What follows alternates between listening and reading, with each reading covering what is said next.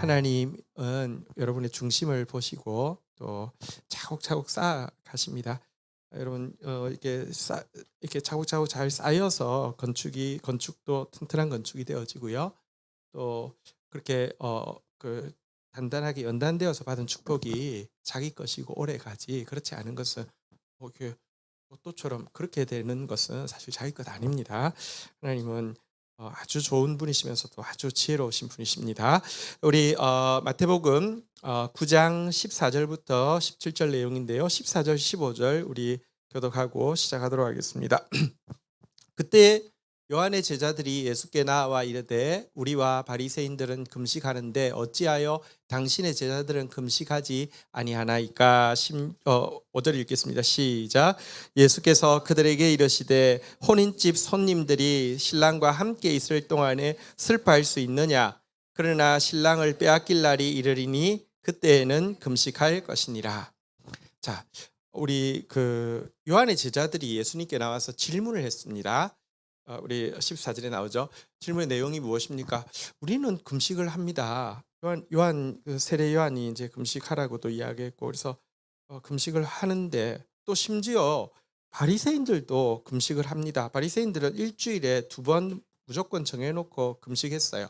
사실은 이제 조금 나중에 살펴보겠지만 세례 요한의 제자들이 하는 금식과 바리새인들이 하는 금식은 많이 다르죠. 그렇지만 어쨌거나 금식한다는 점에서는 같은데 어떻게 해서 당신의 제자들은 금식하지 않습니까? 이렇게 물어봤습니다. 이것을 보면 예수님의 제자들이 예수님과 함께 있을 때 금식을 거의 안 했다는 것을 알 수 있습니다. 주로 드셨거든요. 성경 보면 주로 드시는데 불려가시고 주로 드셨어요. 유대인들에게는 대속죄일이라는 날은 전 유대인들이 다 금식하도록 되어 있었습니다. 이때는 예수님도 제자들과 함께 금식했는데요. 이것을 제외하고는 예수님의 공생의 기간 동안에 별로 금식을 하지 않은 것 같습니다. 그러니까 세례 요한의 제자들 입장에서는 좀 의아하겠죠. 되게 대단히 종교적이신데 어떻게 저렇게 금식을 안 할 수가 있지? 저래도 되나? 이래서 이제 물어본 거예요. 그랬더니 예수님께서 답을 무엇이라고 하셨냐고 하면요. 15절에 보니까 혼인집 손님들이 신랑과 함께 있을 동안에 슬퍼할 수 있느냐, 이렇게 물어보셨습니다. 이게 무슨 말이냐고 하면 여러분 예를 들어 대속죄일이라도 그때 만약에 결혼이 잡혀 있다고 하면 이 혼인잔치의 기쁨을 함께 기뻐하기 위해서 대속죄일에도 금식을 안 해도 되었거든요. 근데 사실 여기 혼인잔치라는 것은요, 성경에서 계속 혼인잔치 비유가 나오는데 혼인잔치가 무엇을 상징합니까? 궁극적으로는 우리가 형제 자매가 만나서 결혼하는 것도 궁극적으로는 우리와 예수님과의 결혼을 사실 작게 예표하는 것이고요.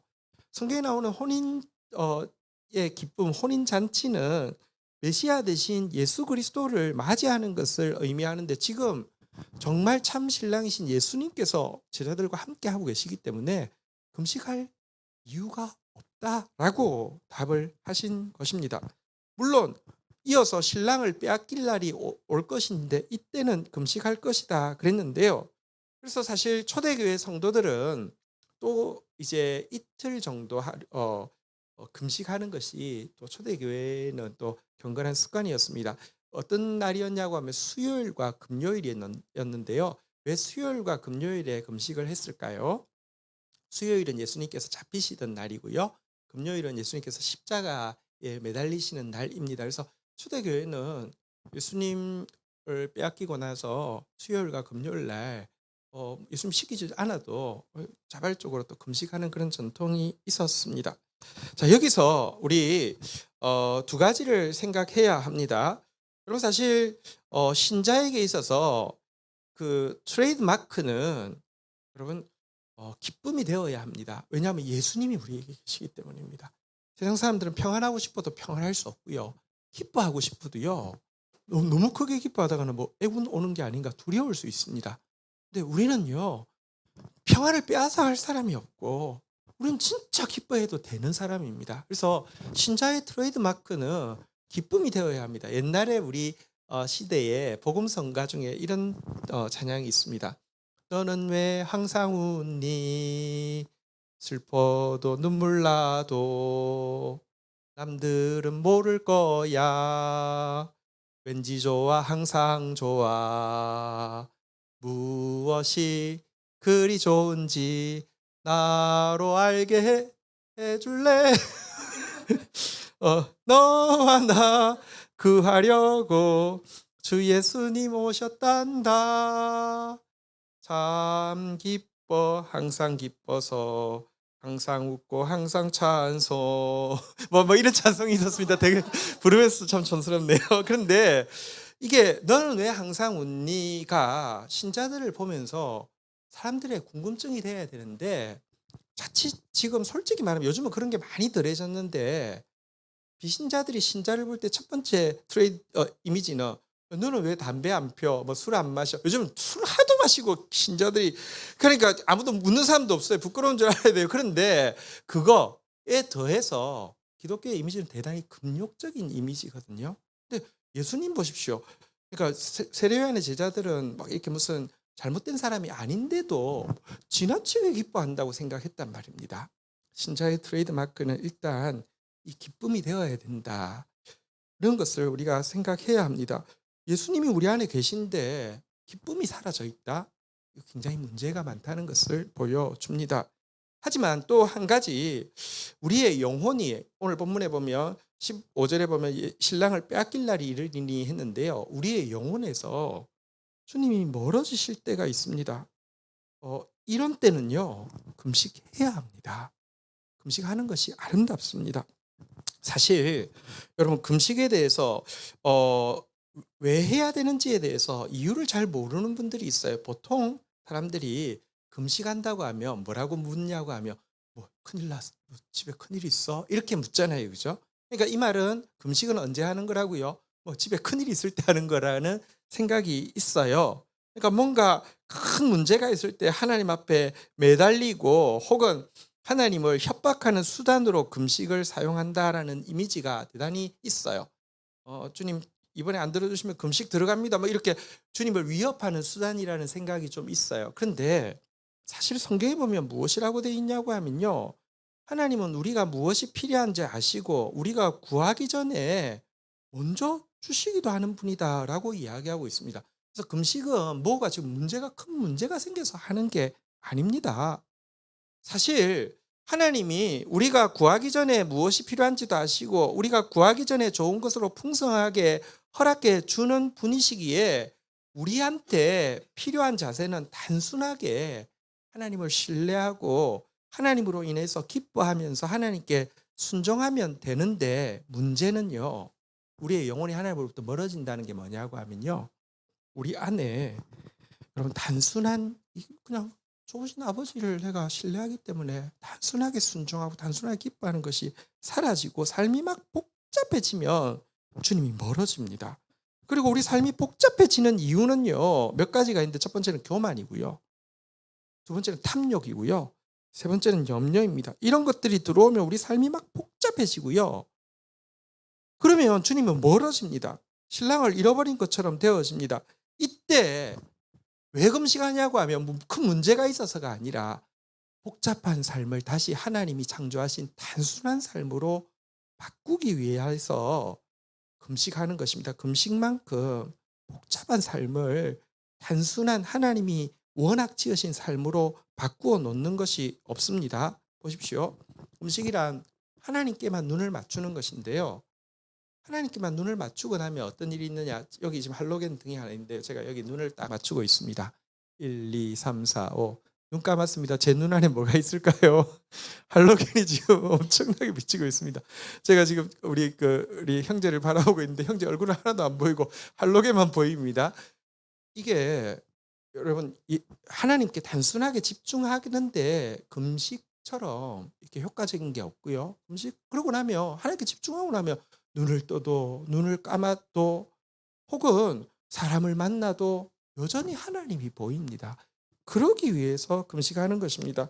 그러니까 금식에 대해서 여러분 무슨 금식하면 영적인 파워가 커진다고 생각하는데 아니요. 영적인 힘을 키우기 위함이 아니라 자기 힘을 빼기 위해서 금식하는 것이고요. 하나님 목조르고 하나님 이기기 위해서 금식하는 게 아니라 하나님 앞에 굴복하기 위해서 금식하는 것입니다. 하나님 앞에 항복하기 위해서 금식하는 것입니다. 안 그러면 내 자아가요, 잘 항복을 안 해요. 내 힘이 잘 안 빠져요.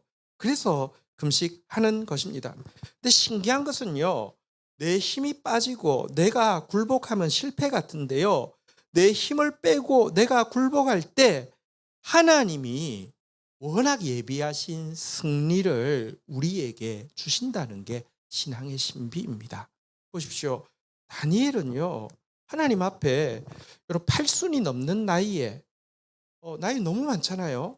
또 그는 세 제국의 총리를 지냈습니다. 경륜과 실력이 빵빵한 사람입니다. 그런데 문제가 생겼습니다. 자기 민족이 포로에서 돌아갔는데 성전 건축에 막 지장이 있다는 이야기를 들었습니다. 안타깝지만 난 나이가 너무 많으니까 하면서 금식 안 할 수도 있고요. 혹은 자기 경륜과 자기 실력을 가지고 편지를 쓰면서 그런 경우는 내가 누구야? 내가 새 제국의 총리를 지냈는데 이렇게 해결하는 게 좋아 하면서 조언하는 글을 쓰는 대신에 하나님 앞에 나아가서 금식을 하고 있죠. 근데 이 모습 자체가 내 경륜 가지고 내 실력 가지고 하려고 하지 않고 하나님 앞에 나가서 금식하면서의 내용을 보면 하나님 앞에 철저하게 회개하죠. 민족의 죄를 자기의 죄처럼 가지고 하나님 앞에서 할 말이 없다고 회개하면서 힘을 빼고 굴복하니까 하나님이 큰 은총을 받은 사람 다니엘아라고 이야기하시고 나서는요, 너의 모든 기도는 응답되었을 뿐 아니라 너는 사명 완수했고 너에게 내가 진정한 평강을 준다라고 하면서 다니엘서 12장 13절, 그가 금식할 때 하나님이 이렇게 말씀하셨거든요. 같이 읽겠습니다. 시작. 너는 가서 마지막을 기다리라. 이는 내가 평안히 쉬다가 끝날에는 내 몫을 누릴 것입니다. 이 말은 너는 100점이야. 너 완전 성공했어. 너는 더 이상, 그러니까 더 이상 요구할 게 없어라고 인정해 주셨어요. 여러분, 내가 하나님을 이겨먹어서 승리자 되는 것 아니고요. 내가 내 힘을 키워서 성공할 수 있는 게 아닙니다. 하나님 앞에서 힘 빼고요. 하나님 앞에 굴복할 때 너 100점이야. 너 완성이야. 이렇게 하는 세계가 있습니다. 그래서 이럴 때 다시 말하면 하나님 앞에서 단순해지고 하나님 앞에서 힘 빼고 하나님 앞에 굴복해서 하나님이 승리하시도록 할 때에 금식하는 거 너무 지혜로운 일입니다. 그리고 또 이런 식으로 금식을 하게 되면요, 여러분 그때는 말씀의 맛이요 진짜 달콤합니다. 금식이라는 게 금알금자에다가 음식 식자인데요, 금식을 바르게 하면, 이런 취지로 바르게 하면 금금자에다 음식 식자가 되어서요, 하나님의 말씀이 진짜 정금처럼 다가옵니다. 말씀이 이렇게 달콤했나? 이것은 바르게 금식할 때에 그 맛을 알 수 있습니다. 마태복음 4장 4절에 보면 그런 말씀이 있잖아요. 우리 한번 볼까요? 예, 마태복음 4장 4절. 같이 한번 읽겠습니다. 시작. 예수께서 대답하여 이르시되 기록되었으되 사람이 떡으로만 살 것이 아니요 하나님의 입으로부터 나오는 모든 말씀으로 살 것이라 하였는. 요즘 말씀이 맛이 너무 없고 그렇습니까? 한번 금식을 해보십시오. 바른 금식. 여러분 정말 이 말씀이 정말 송이꿀처럼 달게 되는 이런 경험을 하게 될 것입니다. 그런데 여러분, 금식이라고 해서 다 이렇게 좋은 결과를 가지고 오지는 않습니다. 바리새인들의 금식은요, 정말 대표적으로 잘못하는 금식이었습니다. 바리새인들이 왜 금식했습니까? 하나님을 굉장히 뭔가 그 두려운 분이나 또 아주 금욕적인 분으로 만들어 놓고 금식을 하기 때문에 그들의 얼굴을 보면요, 어둡고 굉장히 무섭고 이런 이미지가 나타납니다. 또 그들이 금식하는 중요한 이유는 자기의 종교성을 과시하기 위한 수단으로 금식하는 것이죠. 위선으로 금식하는 것이었습니다. 그들의 금식을 이사야서 58장 3절부터 보면 여러분들 그 종교인들이 금식할 때 이런 것입니다. 우리가 금식하되 어찌하여 주께서 보지 아니하시오며. 근데 금식하고 기도하는데도 하나님 안 들으신다고 하면서 하나님 원망하죠. 그러니까 이렇게 나는 할 것 다 하는데 하나님은 태만하다고 원망하고요. 우리가 마음을 괴롭게 하오되 어찌하여 주께서 알아주시지 아니하시나이까. 이렇게 막 하나님을 향해서는요. 도리어 불평하고 금식하면서 보라 너희가 금식하는 날에 오락을 구하며 온갖 일을 시키로다. 실은 그 사람들 금식하면서요. 내가 하나님 앞에 뭔가 공로를 세웠으니까 뒤에서는요. 오락을 즐기고 또 내가 고용 주면 밑에 사람들을 막 갑질하면서 일을 시키고요. 4절 한번 볼까요? 보라 너희가 금식하면서 또 논쟁하며 막 다투며 금식하면요. 머리 배가 고프니까 머리가 맑아져 가지고 막 말싸움만 막 하고요. 악한 주먹으로 치고요. 그러니까 윗사람 이렇게 막 폭력을 행사해서 막 이렇게 패기도 하고요. 어 이러는데 너희 목소리가 나한테 어떻게 상달되겠느냐라고 묻고 있습니다. 5절 한번 볼까요? 같이 한번 읽겠습니다. 시작. 이것이 어찌 내가 기뻐하는 금식이 되겠으며 이것이 어찌 사람이 자기의 마음을 괴롭게 하는 날이 되겠느냐. 너희 머리를 갈대같이 숙이고 굵은 배와 재를 펴는 것을 어찌 금식이라 하겠으며 여호와께 연락될 날이라 하긴. 형태로는요. 그 율법에 있는 대로 머리를 갈대같이 숙이고 굵은 배와 재를 펴고 하는데요. 마음으로는요. 하나도 하나님 앞에 굴복이 안 돼요. 그러니까 막 논쟁이나 하고 오락 즐기면서 하나님을 향해서 원망하고 절대로 너의 금식 나 안 받는다 이렇게 이야기합니다. 그러면서 하나님이 받으시는 금식이 무엇인지 이렇게 이야기하고 있는데요. 6절 같이 한번 읽겠습니다. 시작. 내가 기뻐하는 금식은 흉악의 결박을 풀어주며 멍에의 줄을 끌어주며 압제당하는 자를 자유하게 하며 모든 멍에를 꺾는 것이 아니겠. 대표적으로 오용되어지고 지금 그 해석이 반대로 되어지고 있는 구절인데 여기 보면 그러면 바리새인들 그런 그 위선적이고 그리고 과시하기 위해서 혹은 금욕적으로 하는 금식은 내가 안 받는다고 했는데 내가 기뻐 받는 금식은 뭐냐라고 하고는요. 여기에 주어가 생략되어 있습니다. 내가 기뻐하는 금식은 주어 1번. 그러니까 하나님이 내가 금식을 기뻐하기 때문에 너희가 금식하면 내가 너희의 흉악의 결박을 풀어주고 멍에의 줄을 끌어주고 압제당하는 자를 자유하게 해주고 모든 멍에를 꺾어주겠다는 말일까요? 내가라는 주어가 빠졌을까요? 아니면 너가일까요? 내가 기뻐하는 금식은 너부터 흉악한 결박을 네가 다른 사람들을 이렇게 막 묶고 있는 감정적으로 혹은 권력을 가지고 혹은 말을 통해서 묶고 있는 결박을 네 스스로 풀고 이렇게 압제당하는 자를 네가 먼저 자유케 해주고 네가 막 멍에를 씌우고 있는 사람들 네가 스스로 끊는 주어가 하나님 나일까요? 아니면 우리를 이야기하는 너일까요? 너예요, 너. 근데 모든 사람이 이걸 잘못 읽고 있어요. 내가 금식하며 하나님은 그 금식을 기뻐하기 때문에 흉악한 결박이 풀어진대요. 이렇게 모든 멍에 꺾어진대요. 완전 잘못하는 것입니다. 그래서 보통 남편이 바람을 피우면 자식들이 막 게임 중독에 빠지면 요즘 게임 중독에 빠져도 이제 말도 못하게 되었습니다. 아시안 게임 정식 종목이 돼가지고. 근데 그때 뭐 해야 된다고요? 금식하며 하나님 풀어주는 줄 알아요. 그 말 아니에요.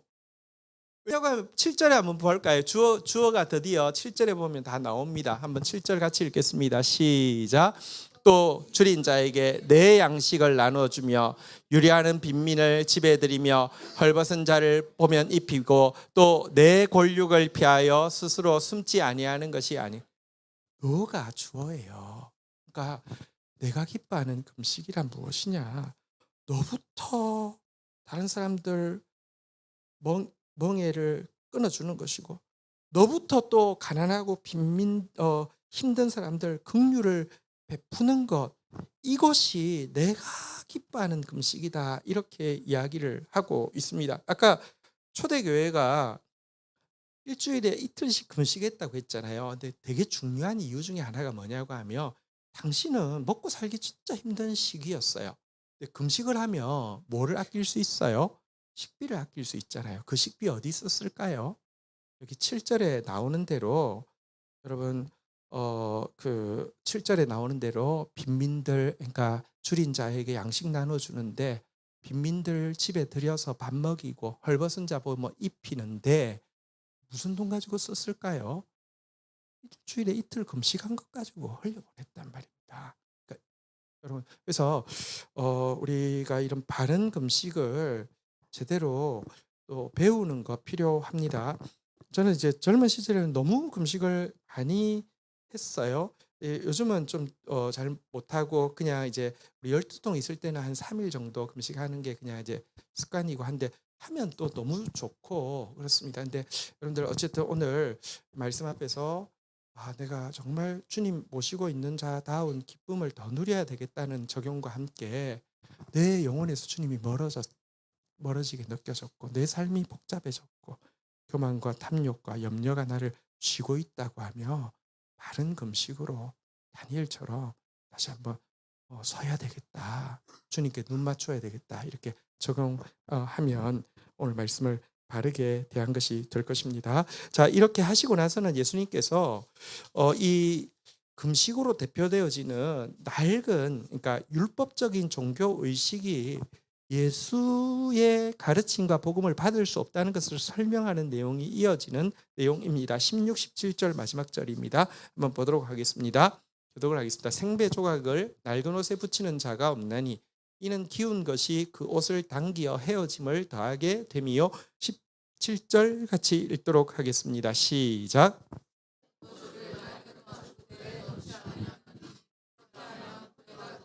포도주도 쏟아지고 부대도 버리게 됨이라. 새 포도주는 새 부대에 넣어야 둘이 다 보존되느니라. 예수님께서 이 두 가지 비유를 들었습니다. 첫 번째는요. 옛날에는 옷이 뭐 떨어지면 버리는 게 아니라 그 뭐 또 수선해서 입잖아요. 그죠? 근데 옷이 헤어졌는데 배 옷이 헤어졌는데 그 헤어진 자리에다가 새로운 배 조각이 있으면 여러분 뭐 배 옷 잘 숙지 않지만 그 뭐 요즘은 장례식 때나 좀 보는 그런 옷인데 좀 빳빳하잖아요. 그죠? 근데 오래 입다 보면 되게 부들부들하거든요. 근데 이게 구멍이 났단 말입니다. 여기에 생배면 딱딱할까요? 부드러울까요? 엄청 딱딱하게 그걸 딱 붙여놓고 서로 이제 키웠단 말입니다. 이렇게 사각으로 키웠어요. 그러면 빨래하고 나면 어떻게 될까요? 이 생배가 오그라들면서 이 그 낡은 배를 쫙 빨아들이면요. 완전 더 이제 수습이 불가능해지겠죠. 그러니까 절대로 낡은 배에다가 생배를 못 붙인단 말입니다. 그다음 비유를 한번 볼까요? 17절의 비유는요. 새 포도주를 낡은 가죽 부대에 넣지 않습니다. 왜냐고 하면 새 포도주는 발효를 하잖아요. 막 불을 끓어오르잖아요. 근데 낡은 가죽 부대는 신축성이 사라졌기 때문에 이게 막 발효를 하면 막 견디다가 터져버린단 말입니다. 근데 새 부대는요, 여러분 갓 잡은 그 짐승의 가죽은 아직 이게 숨을 쉬기 때문에 포도주가 부풀어 올 때 자기도 같이 부풀어 올라 가지고 터지지 않는단 말입니다. 그래서 어 낡은 옷에는 생배 조각을 붙이지 않고 헌 가죽 부대에는 새 포도주를 넣지 않는다라고 이야기하면서 예수 그리스도의 이 복음 정말 살아 있고 끓어오르는 예수 그리스도의 기쁨을 금욕적이고 율법적인 금식으로 대표되는 낡은 종교에 이렇게 접목시킬 수 없다라고 이야기를 하고 있는 것입니다. 여러분 꼭 기억해야 될 것이 있습니다. 신자와 비신자의 가장 중요한 차이가 무엇일까요? 저는 옛날에 어릴 때는 그런 생각을 했어요. 신자는 좀 착한 사람이 신자가 되고 비신자는 좀 못된 사람이 비신자가 된다. 이렇게 생각했습니다. 사춘기를 지나면서 신자는 좀 순진한 사람이 신자가 되고 비신자는 좀 야하고 발랑 까진 사람이 비신자가 된다. 이렇게 생각을 했습니다. 그런데 시간이 많이 지나서 지금 보니까 여러분 신자 중에 진짜 못된 사람도 많고요. 신자 중에 진짜 나난 사람도 많습니다. 근데 여러분 그가 비록 좀 못됐다 할지라도 좀 이렇게 세상적이라 할지라도요. 그래도 진짜 신자가 있는가 하면 반대로 정말 착하고 순수한 사람도 진짜 비신자도 있습니다. 차이가 뭐냐고 하면요. 여기 새 가죽 부대냐 헌 가죽 부대냐처럼 진리에 대한 신축성이 있느냐 없느냐 하는 것입니다. 대단히 인격적으로 훌륭하고요. 한데 진리에 대한 신축성이 전혀 없는 사람은 낡은 가죽 부대였어요. 그가 아무리 인격적으로 훌륭해도 그 인격으로 자기를 구원 못 하잖아요. 근데 복음이 들어오면 못 견디고 또 버린단 말입니다. 그런데요, 조금 인격적으로 부족하고 혹은 또 능력적으로 좀 더 부족해요. 어떤 사람은 인격적으로도 외모적으로도 능력적으로도 정말 괜찮은데 진리에 대한 신축성이 없어서 참 괜찮은 사람이지만 복음이 들어와서 나를 뒤집어 엎을 때 못 견디고 버려버리지만 이 사람은 인격적으로도 문제가 많아요. 능력도 없고요. 뭐 여러 가지 배경도 안 좋아요. 근데 그 안에 좌충우돌하지만 진리 앞에서 신축성이 있어서 진리가 잘못했다고 하면 잘못했다고 인정하고요. 진리가 자유케 하면요. 모든 사람들이 나를 여전히 멸시하거나 정말 그 무능하게 봐도요. 그냥 하나님 앞에서 그냥 자유할 수 있고요. 이런 사람은요. 여러분 사실은 방향이 다른 겁니다. 신앙은요. 진행형인데요. 이런 사람 계속해서 자라갈 수 있고요. 진짜 나중에는 하나님의 자녀다운 모습을 가지게 되는 것입니다. 바라건대 저도 여러분도 주님 앞에 설 때까지 이 진리를 향한 신축성을 잃어버리지 않는 새 가죽 부대로 계속 서 있게 되기를 주의 이름으로 축원드립니다. 제일 안타까운 것이 한때는 참 새 가죽 부대였는데요. 좀 지나면은 진짜 가장 낡은 가죽 부대가 되어서 헌 가죽 부대가 되어서 딱 자기 생각, 딱 자기가 아는 것, 자기가 경험한 거 외에는요. 하나님의 말씀도 전혀 못 받아들이는 신자들이 있어요. 너무 안타까워요. 근데요. 이게 자라가는 기간이 있는데 여러분 가능하면 그 기간이 길었으면 좋겠고요. 가능하면 그 기간 동안 또 깊이 우리가 분쇄되어지고 진짜 가루가 되어졌으면 좋겠어요. 바라건대 제가 사역을 그만둘 때까지 그만두는 날까지 다른 것은 모르지만 진리 앞에서는 새 가죽 부대가 된 사람이 되어서 주님 말씀하시면 언제든지 그 앞에 그냥 꼬꾸라질 수 있는 사람이 되기를 정말 원합니다. 그렇게 기도해 주시고 여러분들도 그런 사람이 되기를 주의 이름으로 축원드립니다.